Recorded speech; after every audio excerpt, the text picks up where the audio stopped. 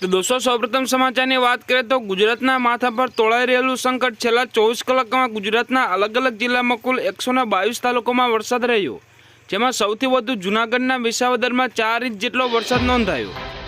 તો દોસ્તો ફટાફટ બીજા સમાચારની વાત કરીએ તો ગુજરાતમાં હાલ ચોમાસું બેસી ગયું છે, પરંતુ હજુ પણ વરસાદની રાહ જોવાઈ રહી છે। તો ગુજરાતના દક્ષિણ સૌરાષ્ટ્ર અને દક્ષિણ ગુજરાતમાં અત્યાર સુધી સારો વરસાદ થયો છે, ત્યારે ગુજરાતના આગામી 7 દિવસ ભારેથી હળવા વરસાદની આગાહી કરવામાં આવી છે। તો આ સાથે હવામાન નિષ્ણાત પરેશ ગોસ્વામીએ આગાહી કરતા જણાવ્યું કે 28મી તારીખે વરસાદનો નવો રાઉન્ડ શરૂ થઈ શકે છે।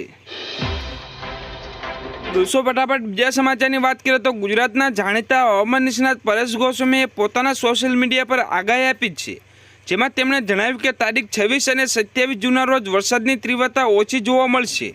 તો આ 2 દિવસ ગુજરાતના હવામાનમાં ફેરફાર જોવા મળશે। તો 28 તારીખે વરસાદનો સાર્વત્રિક રાઉન્ડ થશે।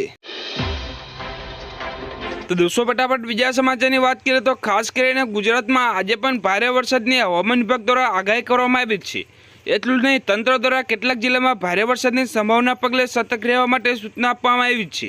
તો દરિયા વિસ્તારમાં તંત્ર દ્વારા માછીમારને દરિયો ન ખેડવા સૂચના આપી દેવામાં આવી છે। તો હવામાન વિભાગ દ્વારા દક્ષિણ ગુજરાત અને સૌરાષ્ટ્રમાં ભારે વરસાદની સંભાવના વ્યક્ત કરી છે। તો દોસ્તો ફટાફટ બીજા સમાચારની વાત કરીએ તો ગુજરાતમાં આજે પણ ભારે વરસાદની આગાહી। તો આજે પંચમહાલ, વડોદરા, છોટાઉદેપુરમાં વરસાદની આગાહી। તો અમરેલી, ભાવનગર, ગીર સોમનાથમાં મેઘરાજાની મન મૂકીને વરસશે। તો આજે સમગ્ર રાજ્યમાં વાવાઝોડાનું પણ આગાહી કરાઈ છે। તો માછીમારને દરિયો ન ખેડવા હવામાન વિભાગ દ્વારા સલાહ આપવામાં આવી છે। તો દોસ્તો ફટાફટ બીજા સમાચારની વાત કરીએ તો ગુજરાતમાં 20 જિલ્લામાં યલો એલર્ટ, તો 5 જિલ્લામાં રેડ એલર્ટ। તો ગુજરાતના અનેક જિલ્લામાં મેઘરાજા મહેરબાન થયા છે।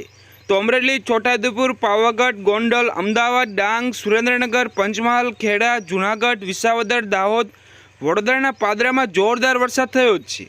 તો ગાજવીજ સાથે વરસાદ વરસતા ઢીંચણછમાણા પાણી ભરાઈ ગયા છે। તો ગુજરાતમાં આગામી 7 દિવસ વરસાદની આગાહી કરવામાં આવી છે।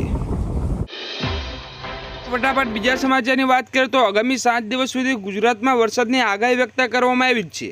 તો આગામી 7 દિવસ રાજ્યમાં સાર્વત્રિક વરસાદી માહોલ જામશે। તો ક્યાંક હળવો વરસાદ તો ક્યાંક ભારે વરસાદની આગાહી છે।